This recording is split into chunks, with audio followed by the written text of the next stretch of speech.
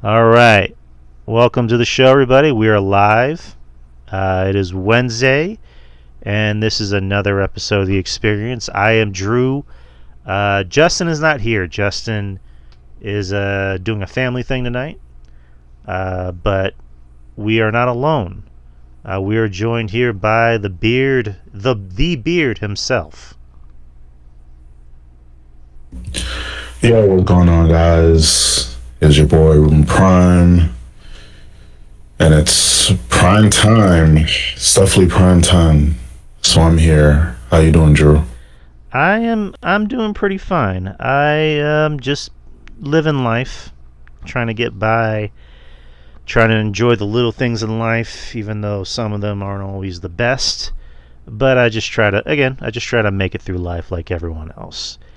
So, but I have good friends, I have good family in my life to kind of keep me centered and sane. One of those things usually occurs. It usually works out for the best, yeah, man. We're here to talk about a few things. It's not gonna be a long show tonight, so we'll just kind of keep it simple. Wrestlepalooza happened over the weekend. The first WWE PLE exclusive on ESPN, or the ESPN Unlimited app. I believe that's what it's called. And also, I guess, to talk about the fallout on Raw and the TNA invasion on NXT. We can talk a little bit about that, as well as the PWI 500 list. It just dropped yesterday, and Mish was so nice to give me a copy of it. So thank you, Mish, if you're listening. But and of course, if we don't have time for it, we'll just leave most of everything for another day. But Ruben, did you watch Wrestlepalooza? I did. I caught the majority of it. And I know we're gonna get into the review and how we thought about it, but I mean, just overall, I'm was not impressed. Like, I know Triple H on X said that there's gonna be big surprises, and you always gotta take what he says with a grain of salt. So I was like, yeah. After the Stephanie Valkyrie and Io Sky match, like, just the rest of it was just background noise, to be honest. No, I get what you mean. I didn't dislike the show the way most people, weren't nuts about it. I thought it was good. I didn't think it was great. And to kind of piggyback off of what you just said, like, I mean, Triple H really did hype up the show, and yes, he's supposed to hype up the show, but he really kind of set some pretty false expectations. About, like, oh, there's gonna be some surprises and some shit's gonna happen, blah blah blah, and nothing happened. No surprises, no debuts, no returns, nothing. I mean, it was a very, the best way I can describe it is, it was a very safe show. Like, there wasn't anything over the top, or I don't want to say not memorable, because I really liked Stephanie and Io. I thought they had a really great match, and I went in thinking that that's going to be a match of the year candidate. Could even be match of the year. But other than that, everything about the show was kind of safe. Very generic in some ways. And I think that's on WWE. I think that a lot of that's on Triple H for not bringing in some good shit, as the kids would say, other than, announcing Stephanie McMahon would be inducted into the Hall of Fame. That was your big surprise, inducting your wife into the Hall of Fame. Which you know what? Yeah, basically. Right. Which you know what? I can't be mad, because I like Stephanie. Stephanie genuinely looked like she was surprised. She looked happy about it, so good for Stephanie. And No, I was happy about that, like, because Stephanie, we grew up watching Stephanie McMahon and, Undertaker has extensive history. So, it was only fitting for him to, induct her and, take her by surprise. But yeah, it's just, with, this TKO now, ESPN, Netflix era, it's just very safe. Yeah, they'll have like breath and pockets of, excitement and hype, but overall, like, it's just very sanitized. It's very corporate, for my taste. Right. And let's talk about let's get into Wrestlepalooza. So, Wrestlepalooza, the like I mentioned, the first big WWE PLE on ESPN. Um, anyone that has a Netflix account, if you live overseas, or if you have a VPN that 2026 Hall of Fame inductee Stephanie McMahon was pushing for, you could watch it on Netflix. If you switch over to Canada, UK, or any other, I know Mish said I think he used Brazil or Portugal, one of those two. But I watched it on the VPN because I'm not gonna spend $30 on another app. And speaking of which, apps are fucking insane how much they're raising the prices. That could be a topic on on Culture Attack. Just these apps are insane, and I'm seriously debating on cost cutting. I'm at the point where I just want to cost cut everything and just go back to the old ways, to the ways of the cowboy. But Wrestlepalooza, Indianapolis, Indiana, and Gainbridge Fieldhouse. There were 5 matches, which I kind of figured they would do 6 matches, or at least add a 6 match. Like I was thinking maybe, I don't know, Rhea Ripley. Why wouldn't Rhea Ripley be on the show? She's, not only the most over woman in the WWE and also in wrestling, but she's also one of the most over people in general. Like, why is she not on the show? So I don't know. You would think, right? Right. RJ made an interesting point, where he said, I forgot how he worded it, where he said, it seems like Rhea is more for show and not go. Yeah, I can see where he's coming from with that. Right, which I get it, because, I think it's like with any booker, you want to protect your biggest stars, and with someone like Rhea, all Rhea has to do is just show up on screen, and people are going to go ape shit. And I get that, but it's like, again, your first big pay-per-view on ESPN, you would want all your heavy hitters on. So I don't know. But anywho, the first match, the show opens actually with a pretty cool video package of ESPN's history with WWE, or just wrestling in general. And then, of course, Triple H comes out and introduces the crowd, blah blah blah. And then the show opens with the first match being Brock Lesnar versus John Cena. And Brock Lesnar comes out looking, like a fucking jacked Norse, god, some kind of god of war. And Kratos. Kratos, exactly. And then John Cena comes out looking yellow as fuck, and with a bunch of kids, which plays into what happened later in the match. And the match, as you can imagine, was pretty short. It was about 8:50, which makes sense.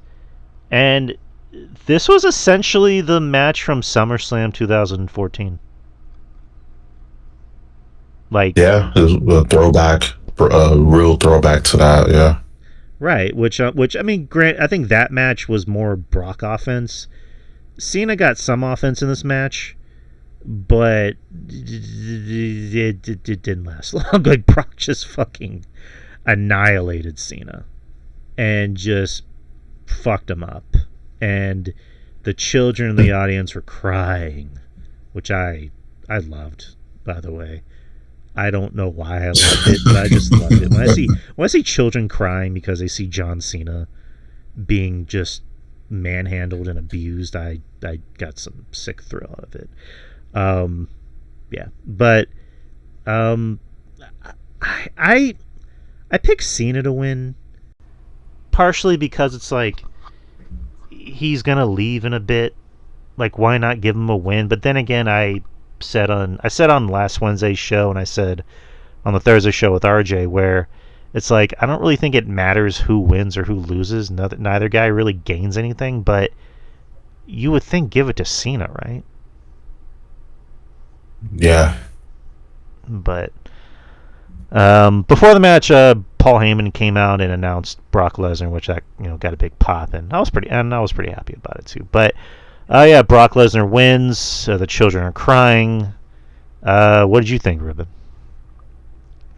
I mean, it was just like you said, shades of that SummerSlam match, and to me, like there was no other possible way they could have done this because, like, just basic booking yourself into a corner, right? Like Brock just came back, and like he's in a position where he should win, but also Cena, he's in a position where he's going to retire at the end of the year, and it makes sense for him to win because he had a few losses, so it makes sense. But just like the outcome wasn't surprising. Like I thought Lesnar was gonna win, and as far as Cena and the children, nice touch, but yeah, those kids were definitely heartbroken. Kind of reminded me when I was in a movie theater watching Infinity War, and when everyone, when half the universe got snapped away, and you don't get the bad guy winning in a Marvel movie. So when it happened, like, it was a very big deal, and there was a lot of kids in attendance in the theater, and they were like in shock. I heard a few kids crying, and I was like, good. Like, you got to learn that the world is cruel. Like, it's not the typical heroes journey. He wins. Like, no, like they got reality. They got hit with reality. But with Cena, he'll be fine. But yeah, this was just a typical Lesnar match. I mean, it was cool seeing him just destroy Cena again. Yeah. Again, it's one of those things of like, it's good to see Brock back. It's good to see that he's still fucking built like a house. Yeah. And again, Cena will be fine. It was just announced that Cena's next appearance is going to be the Perth pay-per-view in Australia, which is going to be at 7 a.m. Which, boy. And his next match will be against AJ Styles, which he pretty much put it on social media. He's like, me and AJ Styles, what do y'all think? And he tagged Triple H in it, and then AJ retweeted it, and then Triple H just went, okay, yeah, we'll have the match. So AJ versus Cena at Perth, so fun. Should be fun. Yeah, you would think that all Cena needed to do was use his politicking powers. He has it. He has it. So yeah, just the more and more, like, we think back to his past, his run, like, you'll think, something is up with the creator. But anyway, that's again another topic for another day. But yeah, Lesnar wins, but we're gonna get Cena and AJ, so it's gonna be a nice treat. Yep. And 5 more appearances for Cena. The Perth pay-per-view, he's going to have one in Boston, so his last appearance in Boston. And the week after that is going to be in Madison Square Garden for a Raw. And then SummerSlam, and then the last one's going to be in December, which is allegedly going to be in Washington, D.C., which is kind of lame, but whatever. Yeah. Yeah, we got Cena for a few more months. But you can also watch him on Peacemaker on HBO Max, which is fucking awesome, by the way. Anyways, that too. Next is yet a tag team match, playa. The Vision, Bronson Reed and Braun Breaker with Paul Heyman versus the Usos, with LA Knight as a special guest referee. This was not a very good match. I mean, it wasn't a terrible match. It went off the rails and not in the best way. LA Knight being the referee, I guess I understand it because he's involved in this storyline somehow. He didn't really add anything to the show. I mean, he didn't really add anything to the match. I think if you took him out of the match, it wouldn't have really changed anything. Still probably would have been the same match, but again, I mean, for nostalgia reasons, it's nice to see the Usos back. I think they belong together personally. I like Jimmy. I like what Jimmy's doing now. I've always thought Jimmy was the better promo and had more personality and is slightly a better worker than Jay. Jay, you can tell that the company is already starting to see, oh, he's not the guy we thought he was. Like, he really isn't that guy. Like, really isn't that guy. Like, eventually, the novelty of, like, he sells t-shirts and sunglasses and has a catchphrase is going to wear off because he's just not that guy.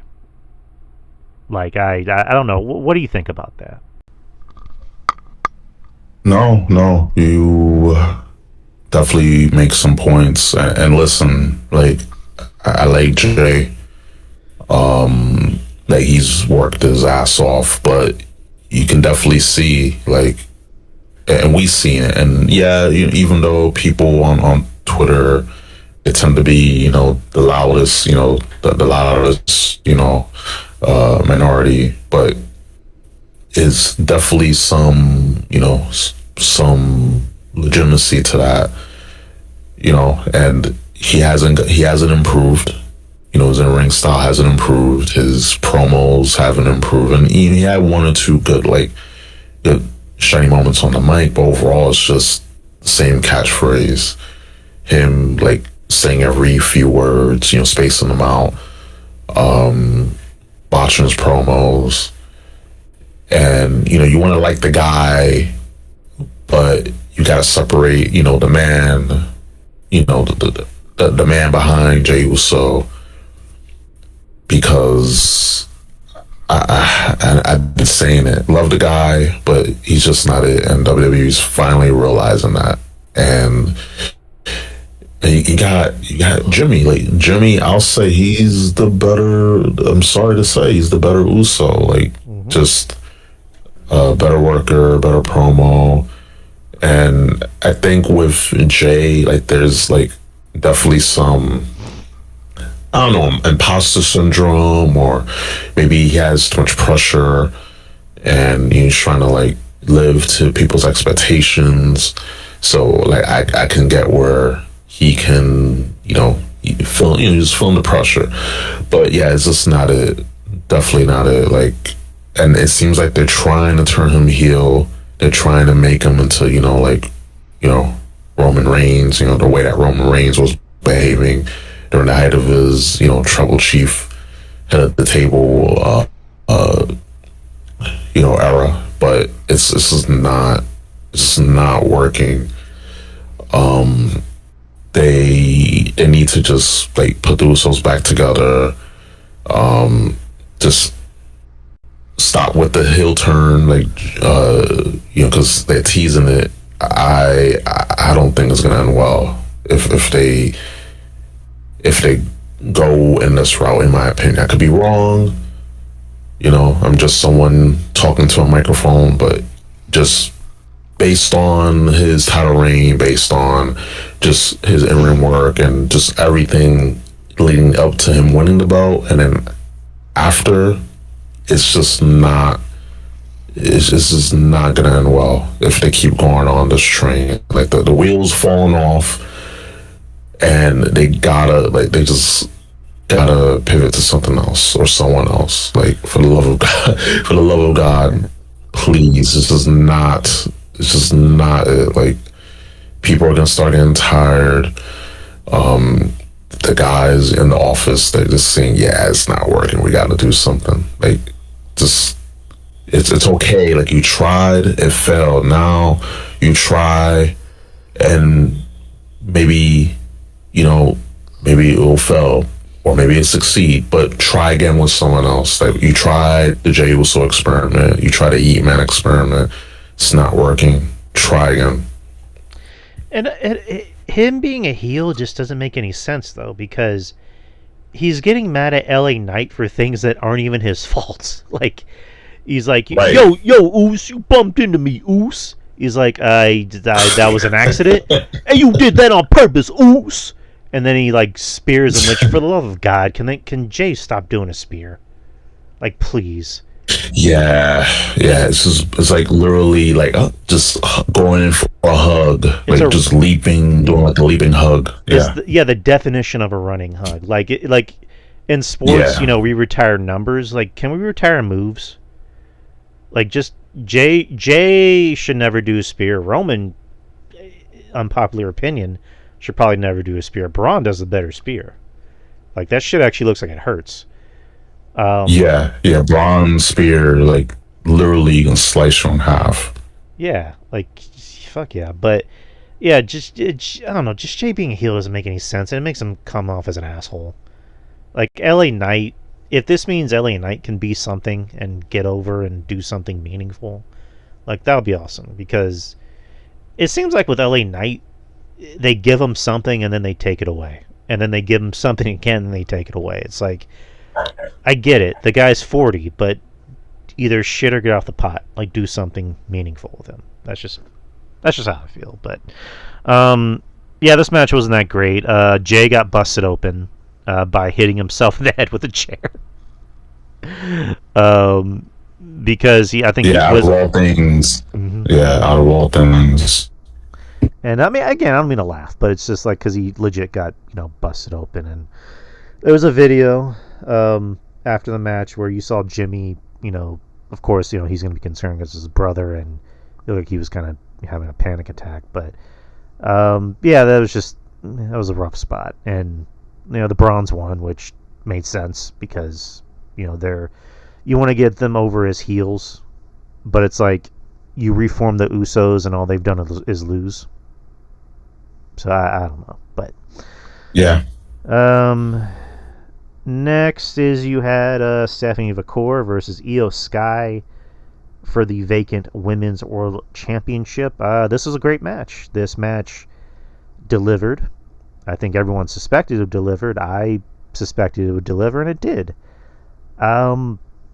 Might have went a little too long, but it didn't bother me. The crowd at first seemed to not really know how to feel about the match, because I don't think they were used to the style of this match.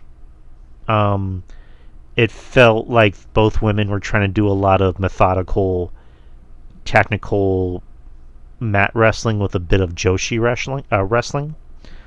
So I don't know if the crowd was used to it, and they were off to the openers being as hot as they were, and then you have two wrestlers. I'm going to call them wrestlers, not just women. They're wrestlers.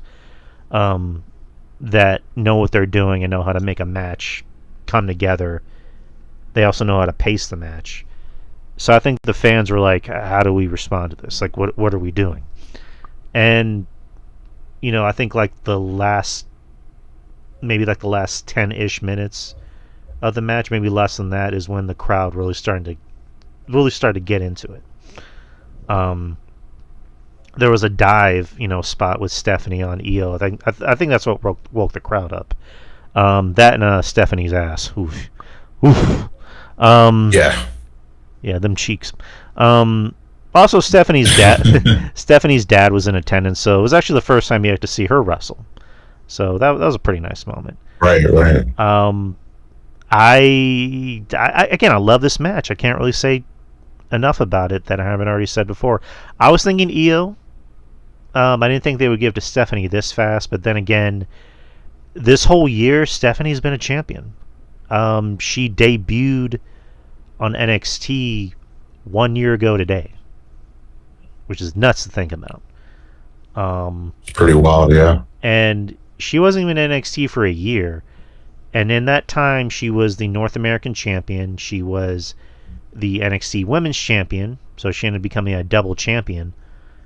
And then flash forward to now, she's the Women's World Champion. So in 8 months, she's been a champion for both brands. And it's just like, wow. Like, this girl, she debuted on NXT and she was already like a star, and she was already leaps and bounds better than everybody on the show. And granted, it's developmental, and a lot of the women on the show, you know, that weren't Julia or Jordan Grace, you know, matter of fact, you know, Stephanie's probably better than Jordan Grace, but you know, the Jada Parkers, the Kalani Jordans, you know, the Sol Rukas, you know, we all love them, we all think they're great, but they, on their best day, they couldn't hang with Stephanie. And Stephanie, like, immediately came in and just changed the outlook and the culture of NXT. And I'll dare even say she was even better than most guys on the show. You know, Yeah. she looked like a wrestler. She did stuff like a wrestler, like a lucha. And she dominated. And, you know, bravo to her. You know, she went with that what do you call it? A corkscrew? Corkscrew dive, or She did her, like, the move to finish the match. That was the spiral tap. yeah, spiral tap. Thank you. Like, she did that so perfectly. I was like, That was sweet. whoa. That was so Yeah, fucking I sweet. was like amazed. Yeah, my sister-in-law was watching that with me, and when she saw it, she went, "Oh, damn!" Like that was impressive. And but good for Stephanie, the brand new Women's World Champion. Not to skip ahead. I mean, we won't talk about Raw in its entirety. We'll just, I guess, kind of go back and forth. But on Raw, Stephanie came out and celebrated and gave a nice promo. She was kind of shifting in and out from English to, you know, her native language, Spanish. And her dad was there, and she talked about how, you know, my dad has always been there for me, yada, yada, yada. And it was a nice, wholesome moment. So, and the crowd loved it. But overall, what'd you think about the match? Well, I think especially the last 10 minutes of the match is where, like, things picked up for me, and definitely the highlight of the night. Saved the show for sure. And like we mentioned with Stephanie Baker and her, you know, spiral tap, like, that move was impressive, as well as the Spanish fly, doing that move. And Io also, she even, you know, took her knee pads down to, you know, do her double knees to Stephanie and the you know, in the corner. You know, that was pretty cool. But also, that did cost her because, you know, knees are exposed. So yeah, but yeah, towards the last 10 minutes of the match, that's when things picked up, and, you know, it definitely went on that different gear, you know. And yeah, you know, congrats to, you know, the new Women's World, you know, champion. I'm happy for her. Like we mentioned, during in almost her entire reign, her entire run, I should say, on, you know, NXT main roster, she's been a champion. So she's definitely proven herself. She was main roster ready when she got in, but the thing is, like, I think it was important for her to, you know, learn the system first, then go to the main roster. And I definitely think that helped her a lot. So she can get seasoned into that, you know, to the WWE, you know, way of things, of, you know, working and all that. But yeah, congrats to her. Io, love Io. Like, we all love Io here. You know, no shame. But yeah, this definitely leads into, you know, the story with Asuka and Rhea. So yeah, I'm excited about that story too. But this match saved the show, and otherwise just blah kind of show. Yeah, agreed. Next is you had a mixed tag team match. You had CM Punk and the returning AJ Lee versus Seth Rollins and Becky Lynch. Seth Rollins and Becky Lynch dressed up as some type of villain on a kid's television show, whatever it was. I don't know what. I think someone said Ivan Ooze from Power Rangers, so we'll go with that. CM Punk coming out with AJ. Punk wearing a jacket saying AJ Lee's husband, which I thought was kind of cute. But yeah, Punk and AJ make a nice couple. I mean, it seems weird to say that because they've been together for 11 years, but they seem like that couple where they're not just a couple, they're best friends. And Yeah. those are usually what makes the best couples, is that they seem like each other's best friends. And I don't know, I'm a big sucker for a lot of these romantic stories, and like Punk genuinely seems like he loves AJ and he cares about her, and he's putting her first. Like, he allowed her to come out first on Monday, and he comes out first and allows AJ to skip to the ring after he is wearing a jacket saying AJ Lee's husband. So again, I thought they were a cute couple. Or I think they're a cute couple. They're still together, obviously, but Yeah. this match kind of went the way you thought it would. I wouldn't say it was a great match. It was a good match. I'm not gonna sit here and say it was a dog shit match, but it was fun. Maybe this is just a me problem. I think it went a little too long. I went close to 30 minutes, and I thought towards the end of the match they probably could have done a better job at with the pacing and maybe wrapping up a little sooner. But again, it's not my show. I'm not booking it. But I thought AJ looked fine. I think she looked fine for somebody that's been out of the ring for 10 years. I know she was doing that whatchamacallit, WoW.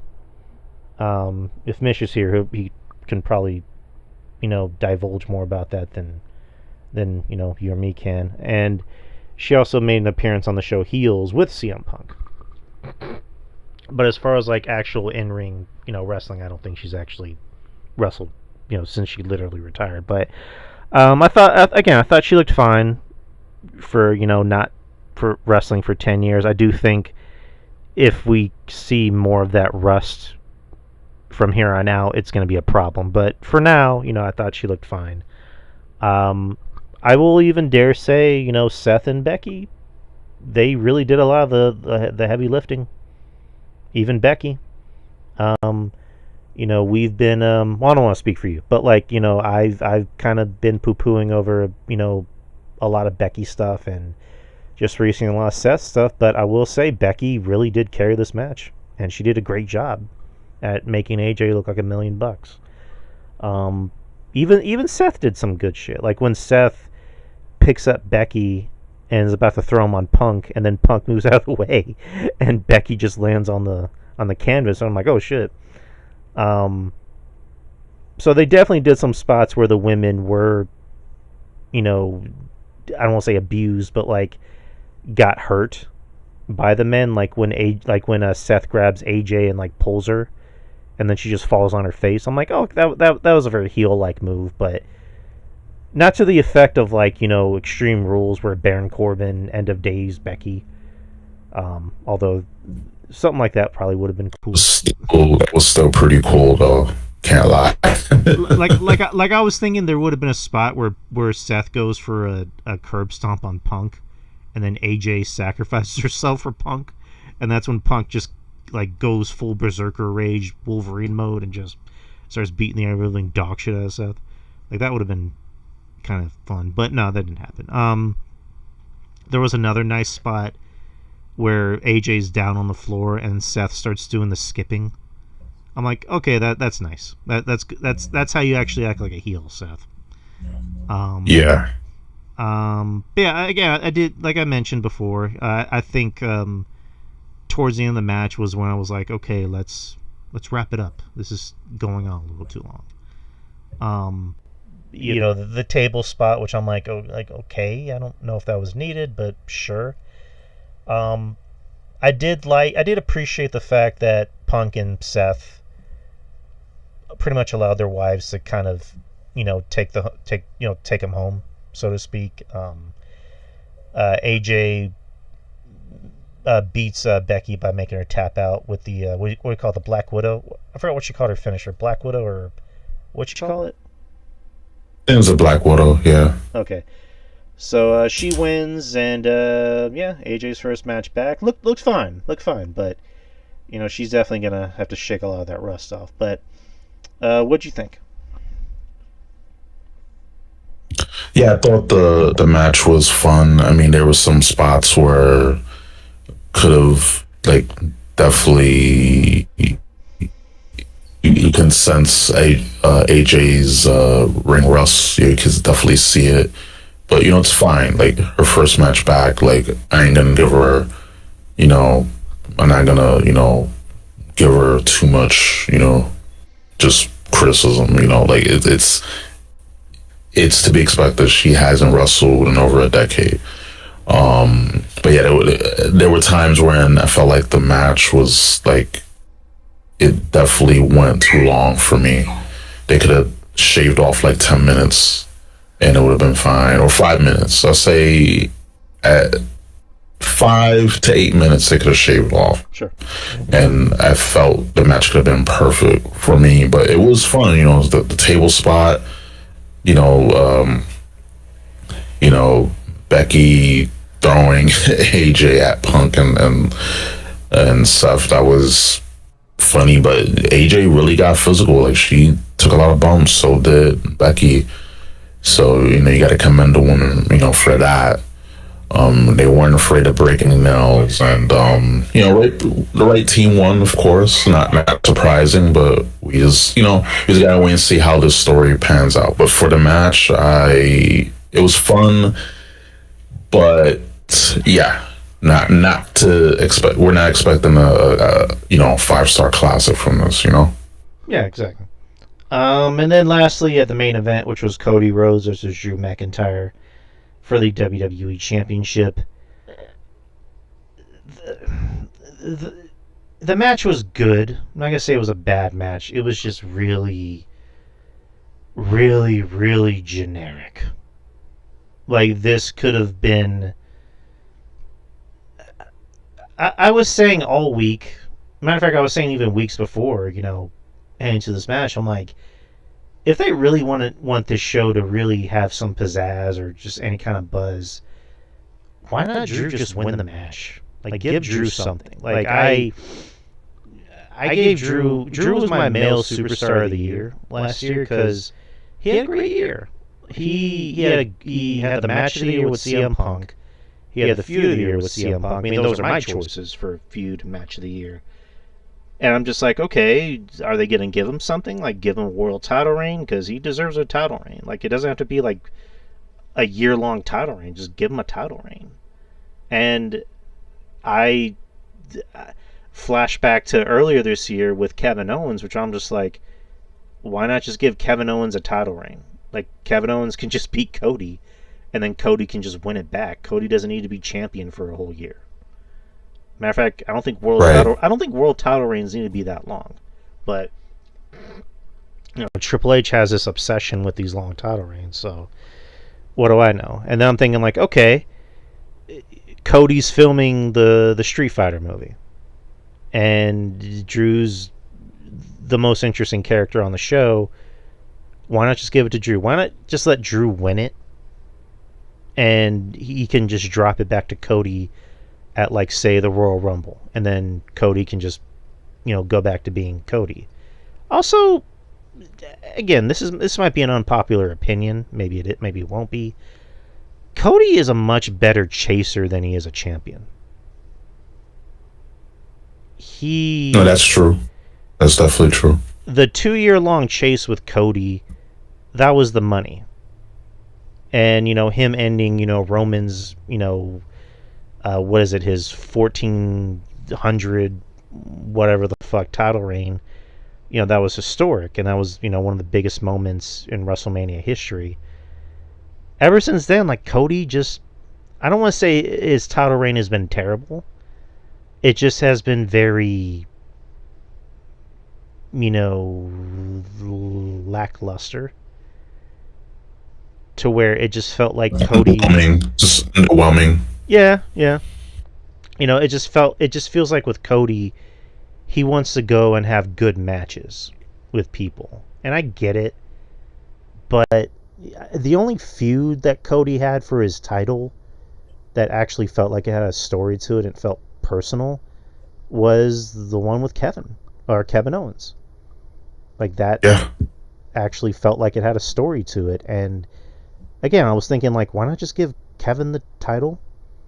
And it felt like WWE was like, see, we gave him a title. It's like, well, that's not really a title. That's more just like you stole someone's title. um, yeah. I mean, I am happy that he brought back the old school, Eagle title for a short minute, because that looked fucking beautiful, and I don't know why they haven't brought it back yet. But I don't know, just Cody, just he doesn't need to be champion right now. He's still over, and someone like Drew, I think, deserves it more. And like I said, Drew can just hold on to it for a bit, and then Cody can feud with Randy, which we still haven't really gotten that yet. And Cody can just win it back. Like, why the fuck not? But they went with the safe ending, which, is Cody winning, and yeah, that's really about it. Again, the match wasn't bad, but it was kind of underwhelming, because it's like you could have done something big with this show and this match. But again, what do I know? But what'd you think? It pretty much what I said earlier. The match just felt underwhelming. Like you knew going in. I mean, at least for me, there wasn't any point. Like at this point, you can't really suspend your disbelief, because you know that they're not gonna, take the belt off of Cody, since he just got it. And with Triple H's obsession with long title reigns, like Drew winning the WWE title back, when the last time he won it was when there was no fans during the COVID era, and he had to win it. He beat Brock Lesnar for it, which still hell of an accomplishment. Excuse me. It was a hell of an accomplishment, but it was just in a gymnasium, no fans. And I remember when he won the title, and the camera was, on him, and he was like reaching out. He had his hand out, reaching out to the fans, because they weren't there. So he was trying to, like, through spiritually, get that energy from the fans. Reach out to the fans. It's like you can't even WWE can't even do him a solid. Like, hey, like, have you win the WWE title back? But I don't know. Like, I just don't see anybody getting the title. Maybe Randy Orton. I don't think so. Maybe next year. But as far as McIntyre is concerned, like, he is so improved, and great feud, with Punk. Great match with Punk overall. But now this year has just been in the doldrums. So it's like you know how good he is, but due to the booking and the fact that Cody's a golden goose, a lot of the guys are just gonna be second, third, fourth fiddle. Like, they're not gonna be booked properly, and it's a shame. You mentioned Kevin Owens. I think he should have won the belt, had it for a few months, and dropped it back to Cody. But they're just afraid. I think it's just them being afraid, just playing it safe. I think so. But this match, besides a handful of spots, table spot with Drew messed up his leg, doing the Claymore, and then the finish of the match. But it just was not, like, it was another forgettable main event, unfortunately. Right. But that was Wrestlepalooza. What grade would you give it, if, like, number or a letter grade? Um, it was C minus. Like it was just overall not good. Like if Stephanie and Io weren't on the card, like it would have been a worse grade. I would give it an F. Because it's so, and again, predictable doesn't always mean bad, but in this case, when you have Lesnar coming back, beating Cena, okay, cool, that's fine. The tag match, just underwhelming, really bad. The women's match, great. The mixed tag was fun, but you had more matches that were just not they just were not up to par. And it's interesting that the matches that were great or decent, great or decent, was ones with women in it, which is funny enough. That goes without saying. But yeah, just the rest of the card just felt just lacking, and I think that you need at least one or two matches. Like definitely the show could have helped by having another match or two, because like the 5-match card, I just this is not NXT. This is not NXT. NXT back in the day, they got away with it. Can't do this here. But yeah, you're the C minus. That the only reason why it's not any lower is because of Stephanie and Io, and you'll say Punk, AJ, and Seth, Becky. But besides that, yeah, C minus. Yeah, fair enough. I think I like it slightly better than you. I would say maybe a C plus. So, Okay. but yeah, again, just kind of a very underwhelming show, especially one that had all this hype for it. I mean, fucking the dude from ESPN gave it I think he gave it the same grade as us, as C. And it's like they're with someone that's not going to kiss their ass, and ESPN's not going to get mad about it. ESPN's like, we're not going to fire him because they gave you a bad grade. Get better. So hopefully this is like a incentive for them to put on a better product. Or maybe not. What do I know? But we go to Raw. And to segue off into something you just mentioned, the best matches on the card had women in it. Raw, to me, the best stuff on the show is either the mid-card or anything with the women's division. And the main event stuff I don't really care for, but like you've had this ongoing storyline with Asuka, Io, and Rhea. And, again, I don't know why I love it. Just Asuka verbally abusing Kari. That's just so funny. Like, just her being like, Kari! And then Kari just, like, shrinks in fear. I love it. And all three of those girls, like, you can obviously tell they're all friends. And seeing them interact with each other, it works because it seems genuine, doesn't seem fake. And Io's great. Io's to me is the best, probably hands down the best women's wrestler today. And then Rhea's Rhea. She's gonna be over no matter what. And Asuka's always great. Kari, I'm starting to warm up to again. There was a point where I just lost interest in anything Kari did. Now I'm starting to like Kari again. So the character work. Yeah, there you go. So this culminated in a match, which main evented the show was Asuka and Rhea. And again, PLE or paper. I'm gonna call. I slip into saying pay-per-view. I should be calling them PLEs, but fuck it. Say pay-per-view. Pay-per-view, quality match with Rhea and Asuka, main eventing Raw. And had a pretty good ending. Rhea ends up winning with a roll-up, so she didn't just pin Asuka, all simple like that. She, rolled her up. So Asuka still doesn't look weak, neither does Rhea. And after the match, Asuka, spit mist in Rhea's face. A lot of it because Rhea fucking looked like something out of Avatar, which was, Like, Jesus Christ. Yeah.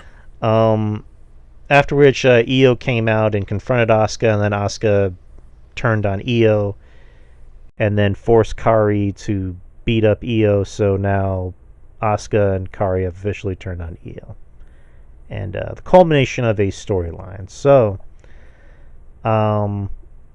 there's that. But what did you think about the that match and also the heel turn officially? I mean, it was definitely months in the making.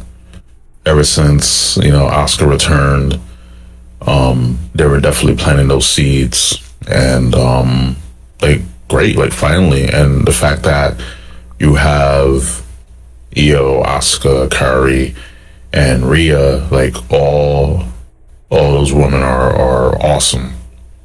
Fans of all four of them. And there's something meaningful, especially Oscar. She hasn't like this is some, at least for me, first time Oscar's in something like meaningful, because we know she's like great in the ring and all that, and she has character. Like, all we need is a good story for all these women to be in, and we got that finally. And the fact that Kari was reluctant to, because she loves Io, but Asuka's just more domineering, and peer pressure and all that. So there's that. And yeah, the match, like they were literally just going back and forth, like just hitting each other with everything. And like, I like, just more of this, please. More story. Throwing, obviously have, good matches, but, just story, character development, Rhea turned into a Smurf. Where does Asuka store, like, literally, like, it was like a gallon, just a gallon of mist, like where, like, she had like a pouch somewhere, I don't know. It was just so much mist, and like literally Rhea turned into a Smurf from down under, because Jesus. That was wow, that was wicked. But yeah, it's that helped too. That helped sell, like, the mist, and just like that visual was needed. I can't wait for what's next. Like, how does the story evolve? How does it move forward? How does it progress? Like, I'm excited for that. And EO's definitely gonna be more over. Rhea's definitely, I feel like she's just been meandering, so it's gonna help her too. And it gives gives Asuka something to do. Like, she's better as a heel. And Kari, I think when Kari turns on Asuka, that's it's like the fans are gonna go crazy. Like, audience is gonna go crazy. Like, when she turns on Asuka, cannot wait for that Kari face turn. So you have a lot of moving parts going. I'm like stoked about that. Oh, definitely. I'm very much looking forward to this. Like I said, the women, they're the best part of the show. They, we've come a long way with women's wrestling, especially in WWE, because 10 years ago this was seen as a novel, as like a, I don't want to say attraction, but like they definitely didn't treat them like an attraction. It was more like a novelty act. And there was always that saying, which I'm guilty of saying, that it was a piss break. Like, these are piss breaks. Now these are like, you can't miss them, because they're going to be the best parts of the show. It also helps that you have good talent. That definitely does help. But as for the rest of the show, you had Cody Rhodes that came out, just to talk about Crown Jewel, which is going to be in Perth this year, and talking about defending his his Crown Jewel ring, which he won last year, his gigantic belt that he didn't even take home with him. He took the ring though, to set up the match with Seth Rollins, and then Seth Rollins comes out and just brings up the past, saying, that, you think you're better than me. You think you're better than me, just admit it. I can't do Seth's voice because that's going to fucking kill my voice. But I thought it was an interesting promo because Seth wasn't as animated as he's usually been, for the past, however long he's been doing this gimmick. Like, he seemed more subdued and actually, dare I say, more human. Cody just brought up, the past 3 times we wrestled, who won? And now, that was the ooh mic drop moment. So sets up Crown Jewel, and there was also a point in the promo where Seth is wearing this nice watch. I think it was a Rolex, and tells Cody, "Do you know what this watch is? The watch you got me at Mania. I have not worn it since then. I'm wearing it now. Like, what does it mean? Like, what is it? What do I mean to you?" I guess that's where Seth was, coming in, and another thing, Seth in the promo to Cody is basically like, what do you think of me? And Cody's like, to be honest, I still respect you. I just don't really know the company you keep. And he's referring to, Paul Heyman mainly. So you get to the back, and Seth is still looking at this watch while Becky is pacing back and forth like a caged animal. And she's doing all the talking. I thought that was interesting because Seth didn't say anything. Like, I was waiting for him to to stand up and go, "Shut up, Becky!" And he didn't. Like, he just like sat there and just stewed over this watch. And I thought that was interesting. Like, he did a lot without saying anything. And Becky's like kind of gave off the impression that she's the one pulling the strings, which I think that's really interesting. Like, I'm now starting to warm up to this, Seth and Becky thing. Like, obviously Seth can go. Like, we all know Seth can go in the ring. The character work has kind of been hit or miss, but Seth again came off more human on Monday, and Becky obviously works better in this role as a heel with her heel husband. And yeah, I mean, I like that. I don't know. I like that. How'd you feel about that? Oh, the dynamic, in that backstage segment, in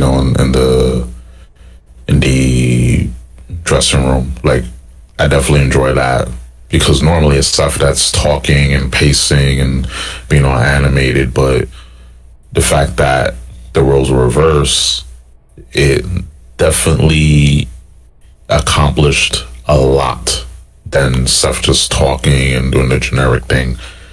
Like, it definitely gave and showed layers of stuff, especially with the promo he had with Cody. Like, what does this watch mean? What do I mean to you?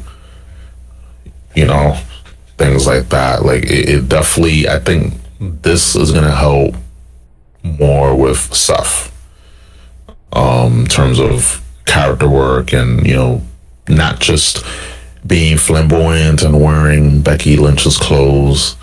It's more of that character work, more of that, cerebral, no pun intended, just the cerebral aspect of his character work. And that was really good. And I think Becky in this, like, I like it. I'm like, she needs to be doing more of that, for sure. And I mean, it took a while to get here, but we're finally here, and I'm happy to see that. And yeah, I'm just really intrigued with this. Like, I just hope they continue it, and they just don't stop it for any, like, dumb reason, or they just, like, try to do too much. Like, doing what they're doing now is great, and then over time you build. Don't just give it, do everything at once, or don't, slow cook it too long. But I'm really intrigued with this story and this dynamic with with Seth and Cody and Becky, pacing around, like, more of that, please. and I think this will definitely play a role with War Games, since it's, it's close. War Games is going to be approaching soon, so it's going to definitely it definitely is going to matter at the grand scheme of things. Yeah, agreed. As for the rest of Raw, I mean, Raw was pretty decent. It wasn't a bad show. It was actually, a lot better than it has been recently. You had more shenanigans with the Judgment Day. Dom looking like he's feuding with Rusev. Rusev trying to intimidate Dom, and Dom asking Finn, can you wrestle Rusev tonight? Finn's like, no, I'm not gonna do that. And then he asked JD to do it, and makes it happen, because Roxanne was like, do it for the Judgment Day, do it for the team. So JD, again, I've said time and time again, that fucking neck injury, which happened this fucking year, which is like almost crazy to think about. Ever since he came back, the dude's been like on his game. Like I'm at the point where I look forward to his matches. Like I thoroughly look forward to seeing his matches, because the dude is. It's almost like, I don't know. If you ever heard those stories about when someone gets in a traumatic accident, it opens like a new skill set. Like you get like some type of new skill set. You can like learn how to play piano, or you suddenly know mathematical equations. Like for fucking JD, it's like it's made him a much better and more interesting wrestler on the show. Hit Rusev crushing, which I want to see more of that, please. And JD selling and wrestling like a madman, and I thought that was, one of the better segments on the show. You also had Bayley, who's now Crazy Bayley, wrestle Roxanne Perez. And again, Roxanne, I think she's coming into her character with the Judgment Day. Never a doubt on talent, because Roxanne's great, but it's more just character-wise, and she's really coming into her own with this character with the Judgment Day, and it's working out. And eventually, she's going to be a face and be even more over. And Bayley, again, her Crazy Bayley gimmick, where she's the hugger, and then all of a sudden she's yelling at Lyra and calling her an idiot. And I just don't know how to feel about the gimmick. Like I love Bayley, and they're looking for something for her to do. They don't just want to waste her, but it's just like, of all the things you can get Bayley, you're gonna make her have schizophrenia. Like I don't know. That's just odd, but she looks good in them. She looks good in them jeans. So what can I say? That's a plus. That's definitely a plus. Yes, sir. I'm trying to think of anything else that happened on the show that was of interest. I mean, I think for the most part that was Raw, unless I'm missing something. But that was Raw. And then NXT, for the most part, the big chunk of that show was the TNA invading NXT. The main event of NXT was Obafemi, who's the NXT champion, versus Trick Williams, who's the TNA champion. And the beginning of the show, you saw them arrive to the arena, and you saw TNA wrestlers just randomly pop up in the back like they're Pokemon. And you see Eric Young. I forget who. I think Steve Macklin showed up as well. And then when Trick Williams was walking up, you saw in the distance, in the very, very back, Matt Cardona, which was kind of fun to see him back. The main event itself, which again, the story surrounding it was that you had TNA wrestlers that were in attendance. The crowd went nuts when Matt Cardona came out. The match itself, Trick and Oba, I thought it was a good match. I mean, even though you can already tell where it was going. I don't think these two have ever had a straight-up one-on-one match, because every match they've been in has either been a triple threat or a tag. But I thought for the most part it was a pretty good match. But then it ended with Trick Williams slapping Mike Santana and Santana attacking him, and the TNA and NXT wrestlers brawling in the ring. So they've already confirmed, but not really confirmed, a PLE involving NXT versus TNA, which, whatever it's called or wherever it happens, it's going to be good. It's going to be a big show. But how do you feel about that, the NXT and TNA invasion? I think it's about time. Considering this partnership that WWE has with TNA, like, definitely makes sense. I'm for it because it will definitely bring a lot of exposure to TNA, and I think it would be beneficial down the road, for the TV deal. I believe they're looking for a home. So there's that, and yeah, like, you have so much talent in TNA, and of course, Matt Cardona. Like, I'm glad that he's back on WWE television, even though he's in TNA. But I'm glad, I'm happy, and then it gives just everyone something to do. It gives. This is gonna be. I think there's gonna be a ton of swapping of the belts. I don't know about Obafemi. I think Ricky Saints is gonna beat him, for the NXT title. Mm-hmm.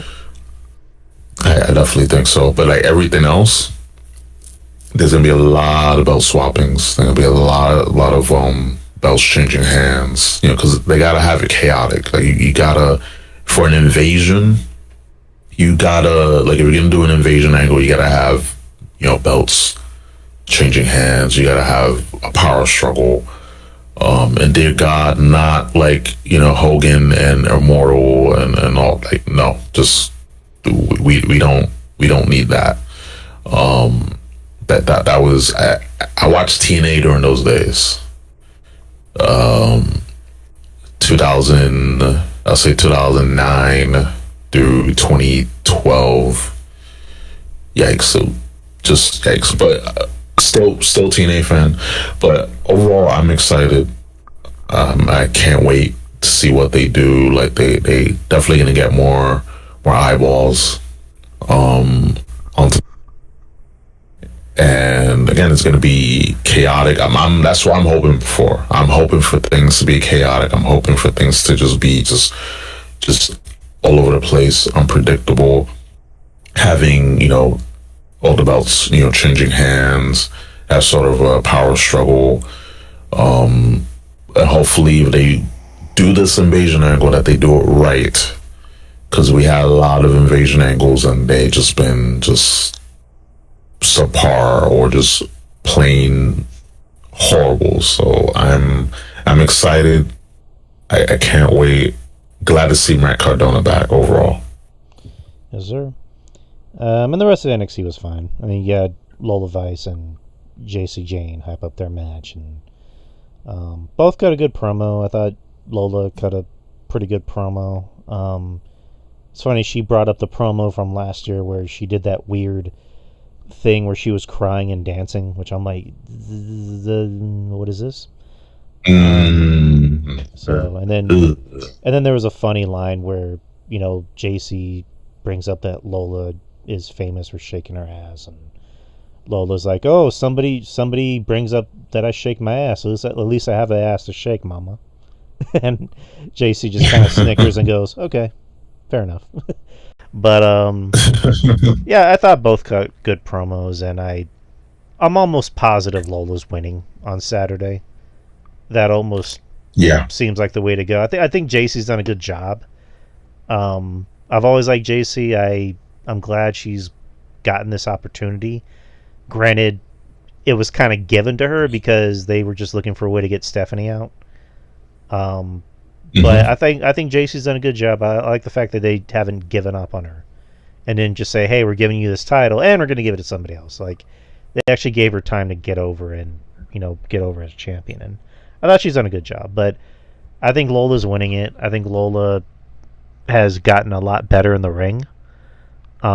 They've really they've really tried to go out of the way to make her a thing. You know, they've put her on AAA, Mexico. They want her to get better, and she's gotten better. Her promos still need work, but like I mentioned on Tuesday, I thought she got a pretty good promo. But I do think she's winning this Saturday. Rest of NXT was good. NXT is usually a very good show. Ricky Starks. There was a vignette where he's back in New Orleans, and yeah. But I'm with you. I think Ricky Starks is winning. I don't really see at this point who else does Oba beat. Like, Oba's kind of beaten everybody. And Ricky, to be honest, Ricky doesn't even need to be on NXT. He can just be on the main roster, like, willy-nilly. But, eventually, I'm assuming maybe drop it to Javon, or maybe I'm going to bring out a dark horse, maybe a Josh Briggs. That'd be interesting. But I don't know. We'll see. I think me and Jeff will be covering No Mercy this Saturday. So, do you have time to go over this PWI list? Not the whole thing, unfortunately. Yeah, I know that. But, like, what do you want to start at? 20? We could do from 20 to number 1 or 15. I mean, depends on who's number 20. Because well, all right. Number 20 is Jacob Fatu.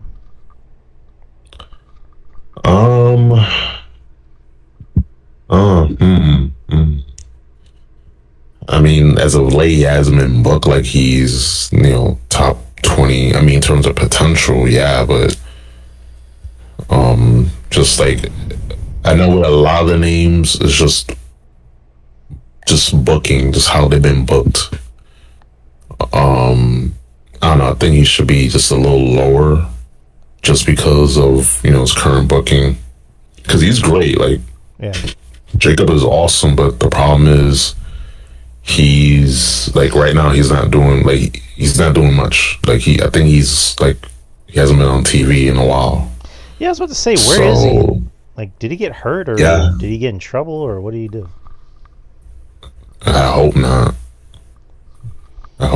But yeah, that's the thing. Like, 20, I'll say like 50.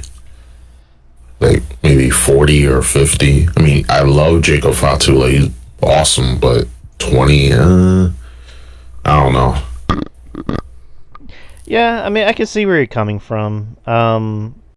This list started from last year all the way up until July of this year, so okay, that makes sense. Yeah, that makes sense. Yeah, right around the time. And from that, yeah, right around that time when he was still the United States champion. So I mean, 20 is fair enough, even though. Okay, let me just tell you who he's ranked over. Nick Nemeth, which I don't even know why Nick Nemeth is, or no, Nick Nemeth. I was thinking of Ryan Nemeth. Fuck Ryan Nemeth. Nick Nemeth. I guess, sure. 22, LA Knight. 23, Mascara Dorada. I don't know who that is. Braun Breaker, Masha Slamovich, which I don't know why she's this high on the list, but okay. MJF is 30. That's kind of shocking. I mean, at that time, he was like trying to get into the Hurt Syndicate, and he was feuding. Like, he was definitely on TV with feuds. Yeah, I mean, and he's MJF after all. So yeah. Like, I don't know if he was booked better between the time of this list was compiled, I would definitely have him a little higher, because I don't know, I don't know what's going on with. I mean, we know what's going on with AEW, but we're just scratching our heads like, why there's still like just doing poorly. No, I get you. Number 19 is Trick Williams. I think he should be a little higher at least. So like in top 15, I'll say he's like one of the main event men of NXT. So yeah, like definitely. Yeah, he's done a good job. He's another one. He's another one, kind of like a Jey Uso, where has an entrance, has a catchphrase, but once the bell rings, it's like, it's nothing that's gonna blow your mind. But I do think he's maybe slightly better than Jey in the ring. But again, it's all a matter of who you put him in the ring with. But I don't know. I think he should be a little higher at least, because I think he's had a much bigger year. But I don't know. That's just true. Number 18 is Damian Priest. Oof. Damian is really fallen off. Yeah, it's a shame because I'm a fan of Damian. Yeah, he should be a lot lower. Just based on, it was like last year when from WrestleMania, like leading up to Mania, and then until he lost the belt. Yeah, but yeah, it's just not. Just I don't know what happened. Like he's good. Like he can have good matches. He has a presence. He can talk. It's just gotta put him in more meaningful feuds. Like if we just have him, like now that he doesn't have the Judgment Day to feud with, is like who does he? Like McIntyre, they already did McIntyre. So yeah, like who do you have? That's really what's like hurting him. He doesn't have any good people to feud with because he's a babyface. So, but yeah, he should be a lot lower. Yeah. 17 is Konosuke Takeshita. Oh, Takeshita. I like him. I don't know if he should be this high though. Yeah, he should be a bit lower, but he's like definitely one of the bright spots of AEW. Like I still think they should have like paid more attention to him. Have him like I think he's champion. I'm not sure, but when he was coming up, like they didn't pull the trigger when they needed to. And then also Kenny did get hurt during their feud, like when they were feuding, so that hurt. Yeah, he should just be a bit lower. Yeah. Yeah. 16 is Bandito. No. Way too high. Yeah. I was like, no. Like, I got nothing against Bandito. Granted, I haven't seen a lot of his matches. RJ and Justin could probably divulge more in that, but like no. I think even they would probably admit he shouldn't be this high. But yeah. Number 15 is CM Punk. Oh, yeah, top 15. Yeah. I mean, he's been having a lot of matches consistently. He's been on TV for the most part. Yeah, last year he had a good feud with with McIntyre. Yeah, definitely.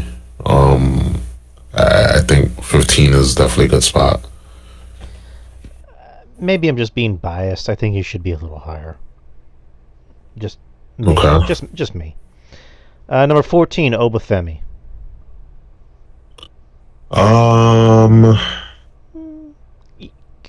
Good for him. I think. Yeah. I think 14's fair. That's a good spot. Yeah, I mean, he's been. Yeah. Go. I'm sorry.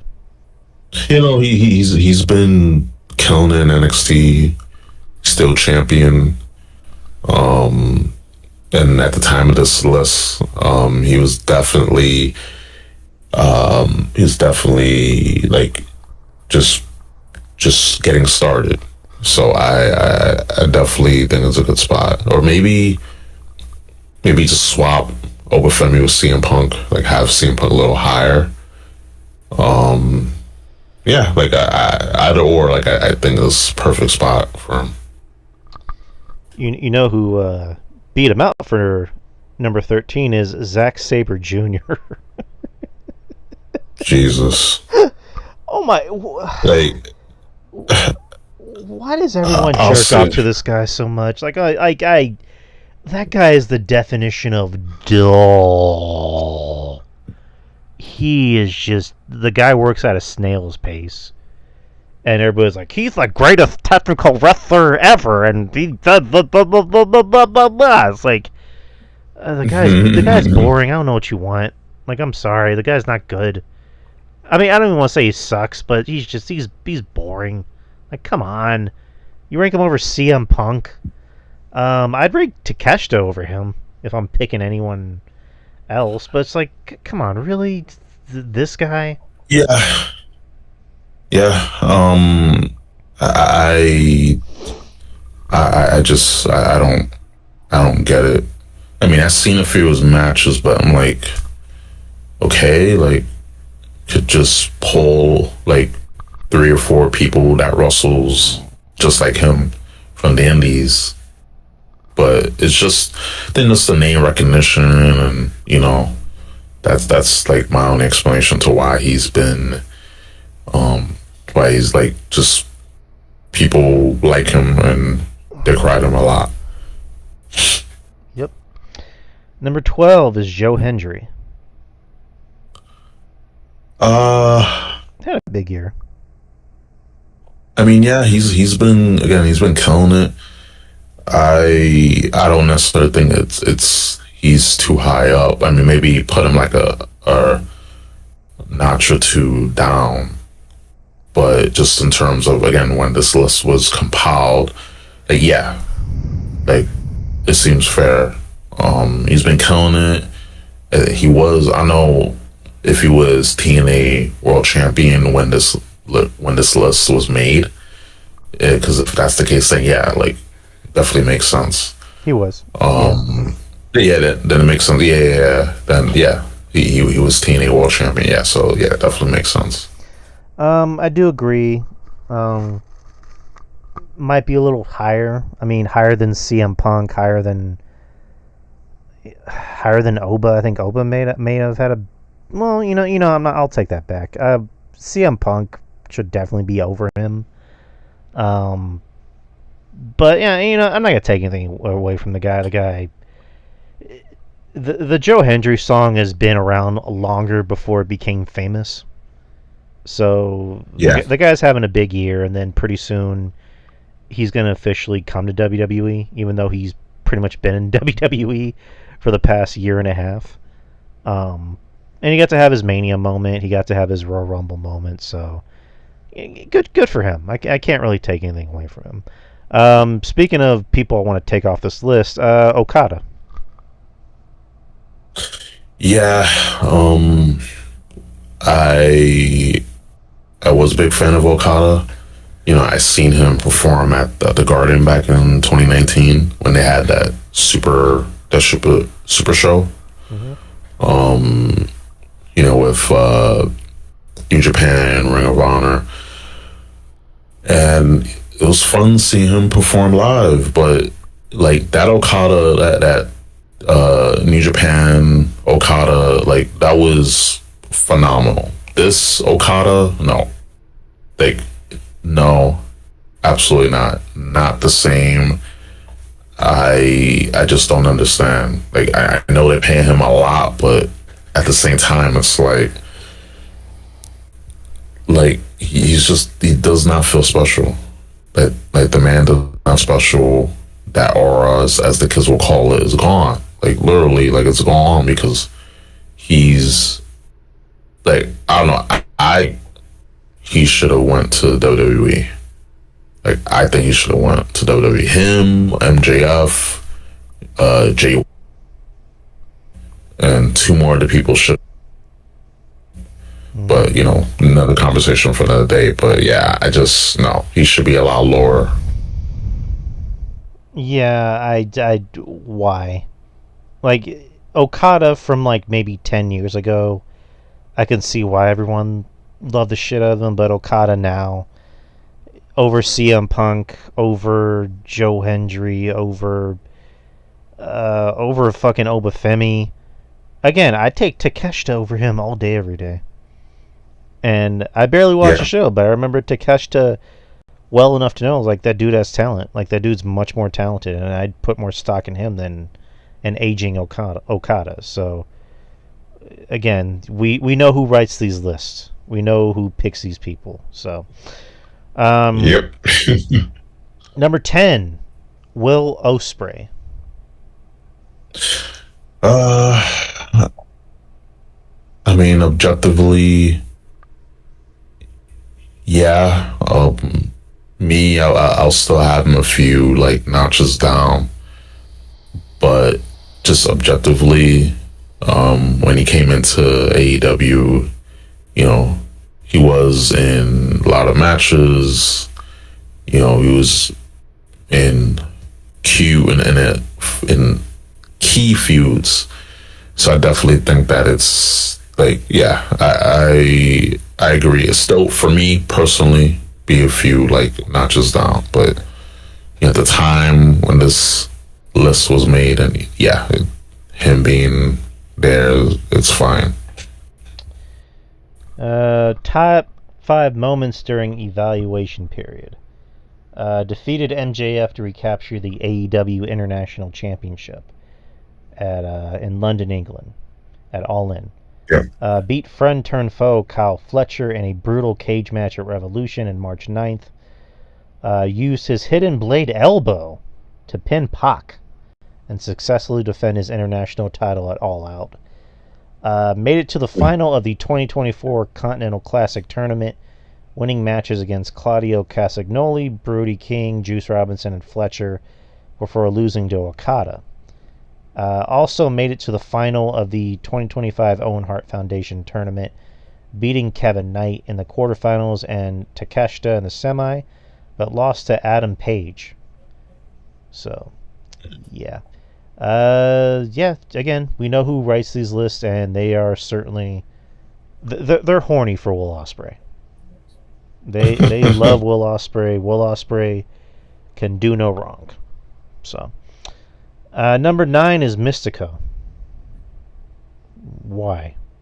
Yeah. Uh, um, like you said, their their pants are a little tighter. That's all I'm gonna say. Uh, Again, I obviously don't watch CMLL, Mexican wrestling or whatever. But it's like, and again, we know who writes these lists, but it's like, can these people realize that not everybody watches this shit? Like, you're gonna rank Mystico over CM Punk. Again, I'm gonna bring up CM Punk's name a lot during these Yeah. fucking lists, where it's just like CM Punk, who is here every single fucking week, who has the best matches on the card, who main evented WrestleMania, who's been in more high profile matches, who had the best feud last year and the best match last year, is somehow number 15, and he's not good enough to be better than Zack Sabre Jr. or Okada, or fuck it, I'll say Will Ospreay, suck it nerds, and Mystico. Like, whatever. I mean, again, good for Mystico, good for him. He's having a career resurgence, but why the fuck? Like, Jesus Christ. Yeah. Number 8 is Seth Franklin Rollins. Um, I mean, again, yeah. Um, he did have at the time of the list being compiled, he had the triple threat gets Punk and Roman. Yeah, definitely makes. Yeah. Yeah. Yeah, no, go ahead. I was gonna say, like, yeah, he's had a big year.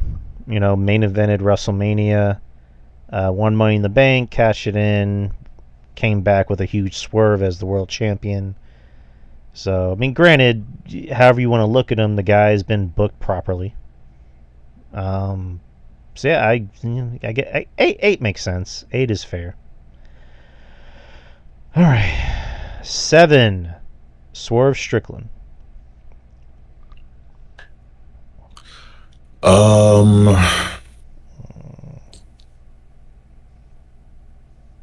Yeah, I mean, again, he had good feuds. Definitely had a busy year, for sure, especially with Osprey, for sure, and Hangman. So definitely think where he's at makes sense. No objections on my end. Yeah, pretty much. Yeah, it's fine. Him at 7 is fine. I mean, I have this back and forth thing with Swerve where it's like I like him, but he continues to do and say a lot of stupid shit. Where I'm like, why do you need to say that, Swerve? You're fine. You're making money. You're over. Just please shut up. Just please don't make me hate you. But yeah, he's fine at 7. Number 6 is Jey Uso, which okay, again, makes sense. He's been booked. Again, we just talked about Jey Uso, where now the bloom is coming off the bloom came off the rose a long time ago, but he's been booked to look like a big star. I mean, he won the Rumble, he won at Mania. So yeah, I mean, he's had a big year. There's really nothing else to say about it. He's had a big year. Yeah. All right. Number 5, Haruki Goto. Who the fuck is this? Don't know. Why is he on number 5? Over Jey Uso, over Seth Rollins, over Swerve, over I'll even go as far as saying over Will Ospreay, over CM Punk. Why? Again, if I need to show this list to Justin and be like, explain this shit. Like, please explain it to me. Make it make sense. Scored an upset victory over Zack Sabre Jr. in Osaka, Japan, to capture the IWGP World Heavyweight title. Oh, that's why. Jesus Christ. And he's a 22-year pro.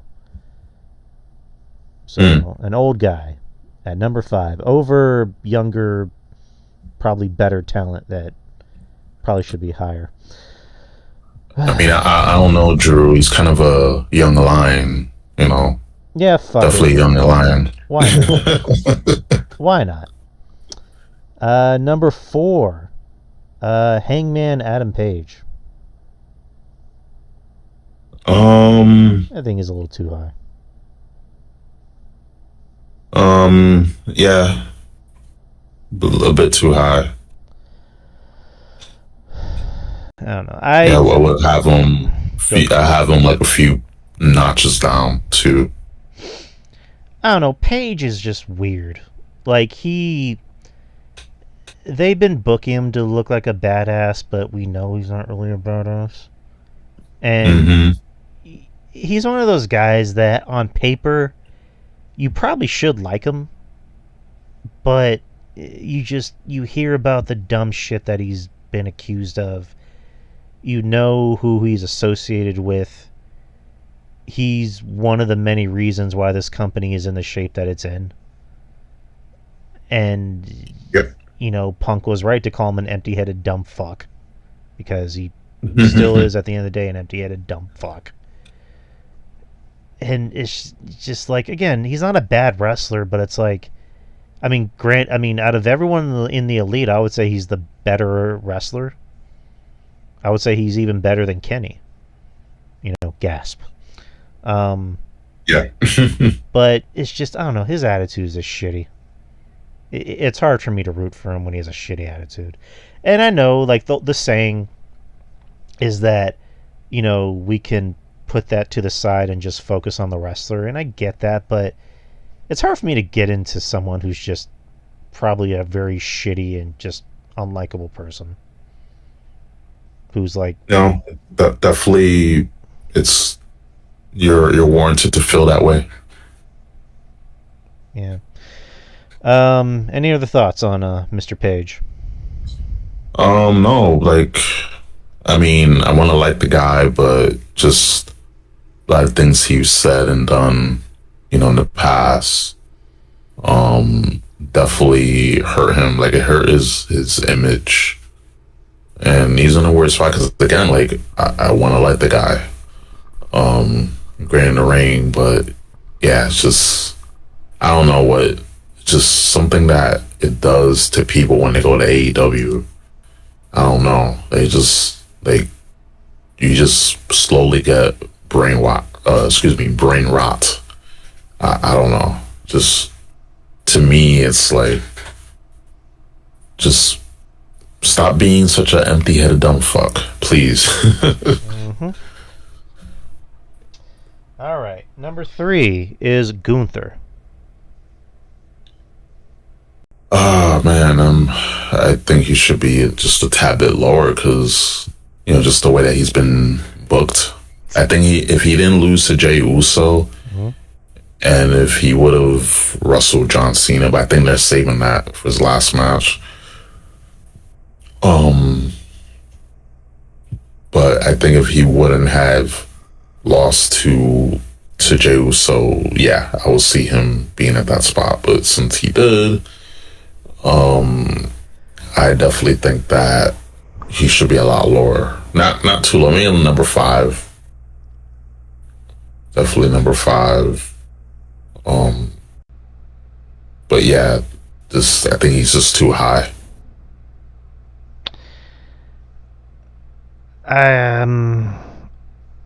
Yes and no. I can kind of see where you're coming from. Like, I love Gunther. I love anything he does. Number 3 or top 3 in general, I don't know. Like, he's had a good year, but the whole thing with Jay was kind of, I guess, a blip on his career. Give me 1 second. RJ's texting me. Yep. So, even though we're about to end the show, but he's kind of had an up and down. I don't want to say up and down year. He's had a good year, but the stuff with Jay was just kind of a blemish on his year. So I do kind of agree where you're coming from in the sense where he maybe should be lower, maybe a few notches down. But number 2.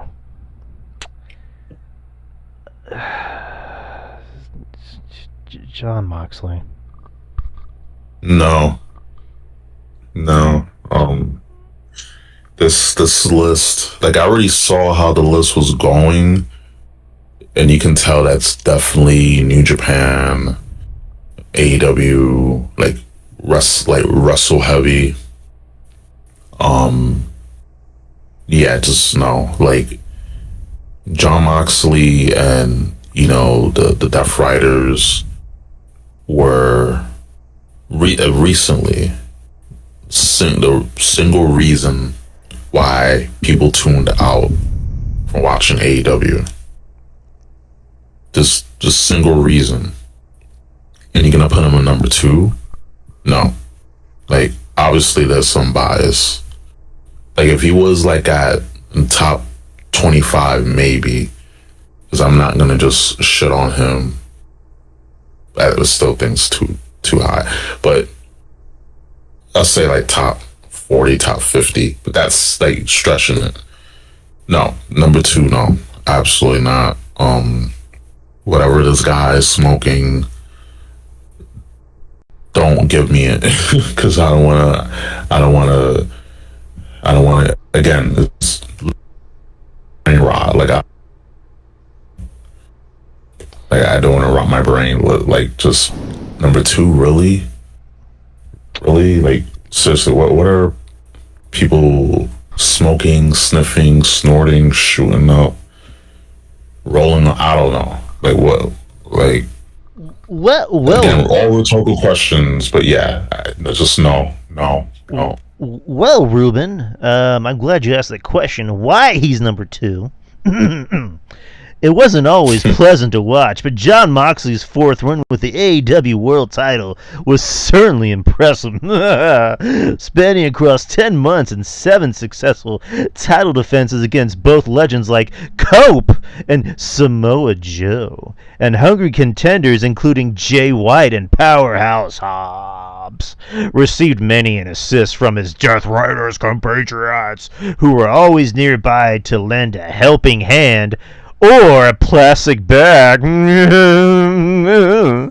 Since taking on the role of a sadistic cult-like figure a year ago, Moxley has undoubtedly found considerable success, but has also worn thin the patience of some fans, especially when so many of his matches devolve into nauseating gore. Moxley's blood loss is well documented, but so too is his natural charisma. And it seems he's sacrificed one at the altar of the other. Despite recent title loss, Mox remains one of the top names and stars of AEW. So in other words, he sucks, but he's still on this list. Yeah. Hey, It's RJ. literally. What's up, man? Yeah, what's going on? We're at number 2, Moxley. Oh, talk about as far as the list. Yes, sir. Well, let's call it for what it is. He's on this list number 2 because he was the longest reigning AEW champion last year between the period. So, I mean, from that standpoint and that standpoint alone, it makes sense. But we all know the truth, including his fans. Deep down inside, they know the truth. It's just, yeah, at this point, like, why I just sound like I'm the boy who cried wolf. Like, I don't get what people see in this guy. I don't. I really don't. Like, me and Justin have had these arguments where it's just like, I want you to point to me on the doll and tell me where he's a good wrestler. He's not even the best wrestler in his group, honestly. No, like, the guy has the same, like, and Ruben pointed out perfectly, like, he's the reason why people tuned out of AEW because of his fucking Death Riders group. Even, like, AEW diehards, like, fucking, like, JD said that it was a shit group. You know, Jason said it was a shit group. And it's like, he's number 2? Yeah. Like I said, I mean, I get it. Just not even having to read details and everything like that. He was the champion. He was their champion for a long period of time. Especially the long period of time where this list, I'm pretty sure, was concocted. So, from that standpoint, and like I said, I'm going to reiterate it again. From that standpoint and that standpoint alone, I get it. Anything else? Great wrestling matches? Yeah, sure, buddy. Whatever you want to tell yourself. Ain't it, but you know, what can you do? What can you do? It's just, I don't know. Do you think that that this kind of rewarding of I'm not going to say mediocre, of just shitty wrestling matches is going to make him get any better? No, because he's made. He's already who he is at this point. Ain't the man 40? Moxley's got to be 40 at this point. So he's going to be all he's going to be at this point. It's, again, it's just like, I can see how people feel about other wrestlers. Like, when they say Ospreay's a great wrestler, I'm like, not my style, but I can see what you like about him. I can see why you think he's a good wrestler. You know, other people. I see Moxley and everybody's like, he's a great wrestler, and it's like, what? How? Yeah. At least, like you said, Ospreay can blow you away with athleticism and everything like that. He can bounce all over the place. And he can hit you with some power moves here and there and stuff like that, some other innovative stuffs.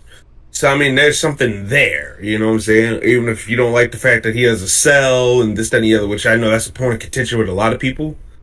When a lot of people just go, oh, he's just the greatest ever. And people are like, but the guy doesn't sell. And that's kind of valid, you know? But Yeah, with Moxley, I generally don't get it either. Because people argue with me, oh, he's the greatest. I'm like, how? How? Like How is he the greatest? I don't get it. I don't get it. And once again, I always say this all the time too. He's not even the best in his group. That goes to Claudio all the way. yeah, Claudio kills it. Yeah.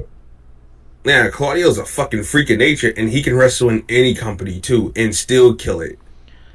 He's one of those wrestlers where his wrestling matches are so good, his moves are so appropriate, he can wrestle anywhere. Why do you think Claudio got called up so fast in WWE? Claudio didn't even last that long in developmental. Like, he's one of those few guys that came from the indies, didn't last that long in FCW, and got called up immediately. Now, I know he had matches here and there in NXT, but at that point, he was more of an attraction. Mm-hmm. But yeah, Claudio, when you think about it, is one of the more guys that his style and his work and his moves can work anywhere. Just a versatile performer, and I mean, like I said, he takes the cake.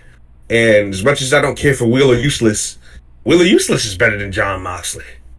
At least Wheeler Useless, what he does well.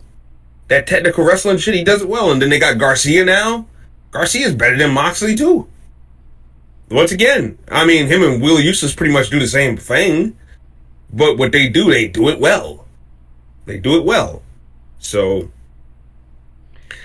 he might be better than Marina Shafir, though. I ain't gonna lie. Mother's. What do you think about that move, by the way? That is the most dumbest move ever. She flips the girl over, puts the girl's face into her tits, and it's like lights out. I don't get that for life me whatsoever. The thing is that I could understand maybe if she had big breasts, but Marina Shafir has flat chest.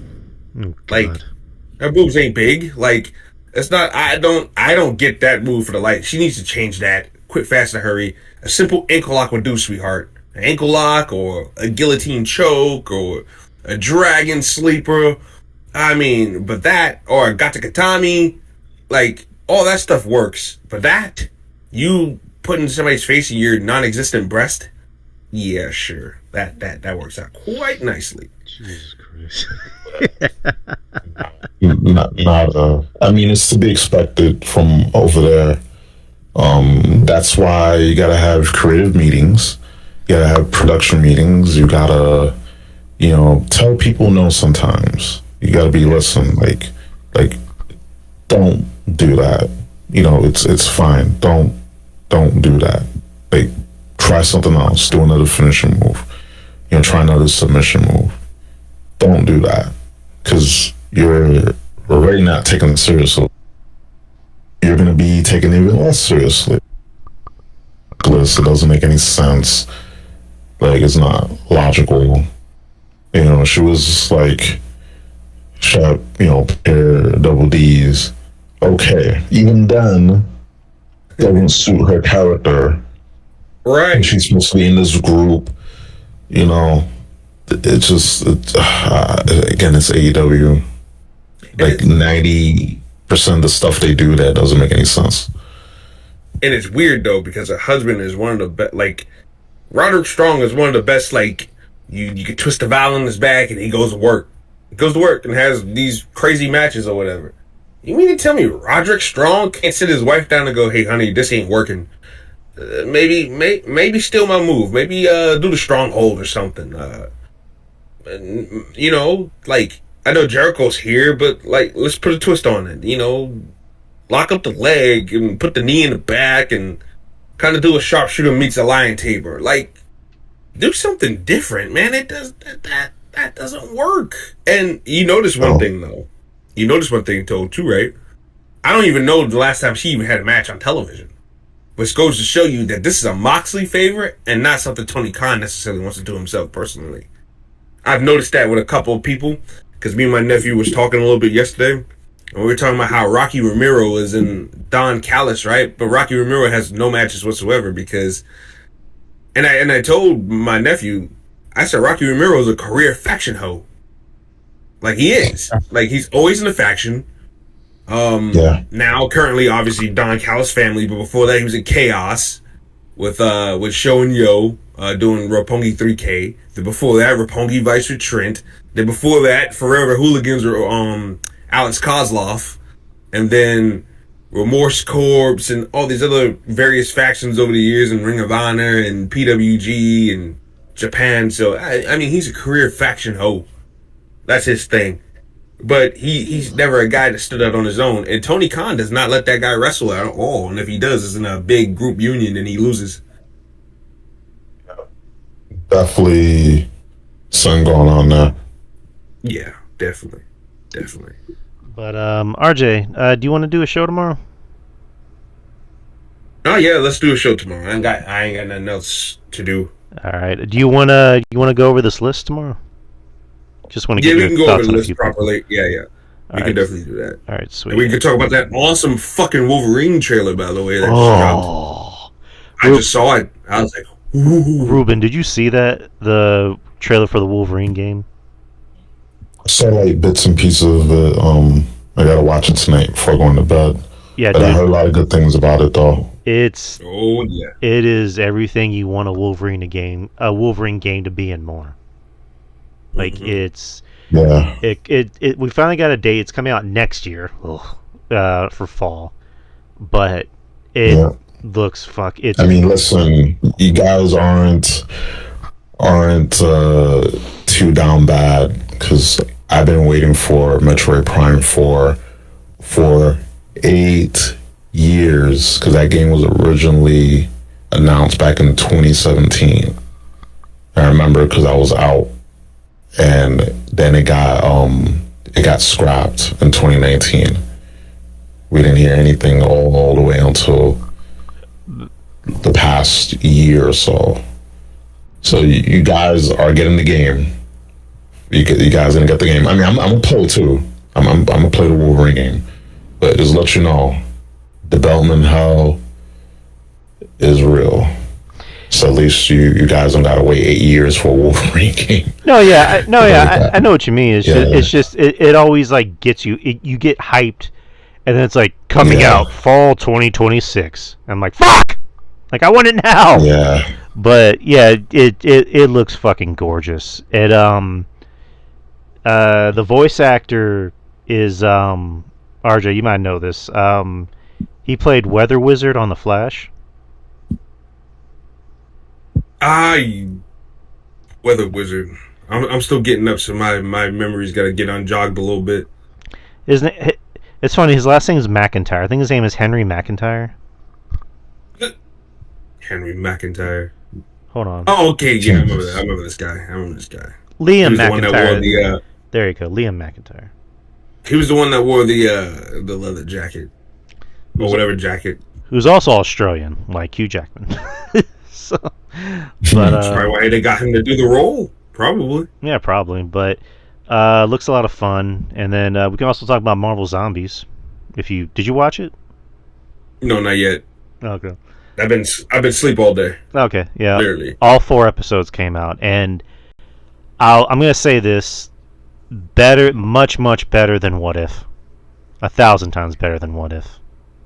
Well, shit, they took no liberties this time around. Because correct me if I'm wrong. Isn't this TVMA? Yep. Okay. Yep. I mean, you know, you could be a little bit more flexible when you have no limits, and you know, it's appropriate. A zombie show should be taken to the extreme. Nobody wants to see a half-assed, half-baked zombie show. So yeah. I'm up now. So after we get done with the show, I'm gonna go ahead and do some things. I'm gonna clean up a little bit, and I'm gonna put it on. I'm gonna watch it, and we have some thoughts about that tomorrow. Yeah, it's just like lately, because this year they've been putting everything out that they've had on the back burner, and most of it's actually been pretty good. Like, they put out Friendly Neighborhood Spider-Man in chunks, and that was one of the best things they've ever done. And it seems like nobody really talks about it. So, same thing with Zombies. Zombies is one of the best things they've done. It's not better than X-Men '97. It's not better than Friendly Neighborhood Spider-Man, but it's certainly much better than What If. better than Eyes of Wakanda. Well, I actually thought Eyes of Wakanda was pretty good. But I would say this is probably better. But we'll talk more about that tomorrow. But we'll sign off right now. I know Ruben has to get up early. Ruben, again, thank you for coming on such short notice. Appreciate it, man. Yeah, bro. Anytime. Like I said earlier, just throw up the bat signal and I'll be there. Yes, sir. I'll be there. And then RJ, of course. Thank you for coming on. Even if it was just for like a few minutes, but appreciate you, man. Hold on, did you address Cody? Cody. Oh yeah, Cody's number one. Yeah, Cody's number one. I was about to say. I mean, what else can you add for that? Cody was number one. It's like, yeah, of course Cody's number one. Yeah, of course he is. Locker room leader. Captain Save-A-Ho. Puts on the best. Yeah, Captain Save-A-Ho. Yeah, he definitely is. Captain Save-A-Ho throws his nose in people's business. And this guy kind of supposed to do a little bit, but you can kind of get like, hey, Cody, if you would sit your ass down somewhere, Nick. Come on, man. Let you fight it out, man. It's your business. Well, I don't know. I said on Monday, like Jimmy told Jay's other white Cuban brother to go talk to Jay because he wouldn't listen to Jay. I know, right? and then Cody being the cool youth camp counselor, talking to Jay, turning his chair all the way around. I was like, "Yo, homie G, what is happening? Why are you up in LA Knight's grill like that for shizzle?" What it look like? Now, what's the word in the hood there?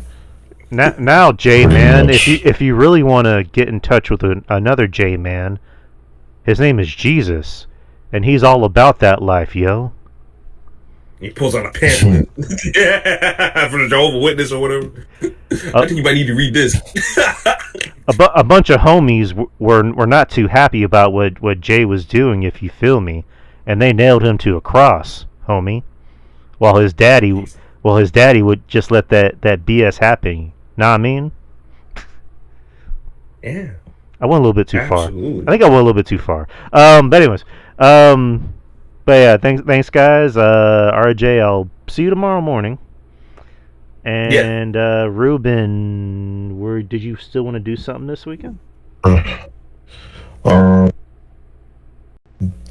Definitely lean towards a yes, but I'll let you know.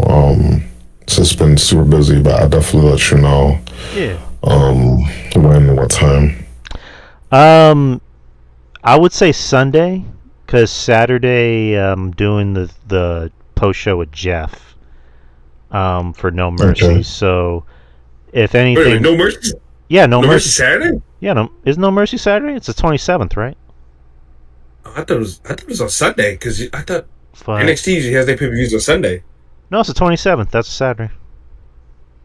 Okay, I'll make sure I'll check that out. All right.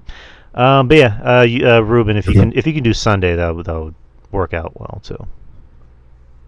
Yeah, we can do Sunday. I'll just let you know what time. Yeah, sure thing. All right, guys. Everyone listening on YouTube and on the Discord Wrestling Soup Chat, thank y'all for listening, and we will all see you this weekend. We'll see you tomorrow, Saturday, and hopefully Sunday, and then next week. Shout out to Justin if you're listening. But take care, guys, and peace out. Peace. Peace.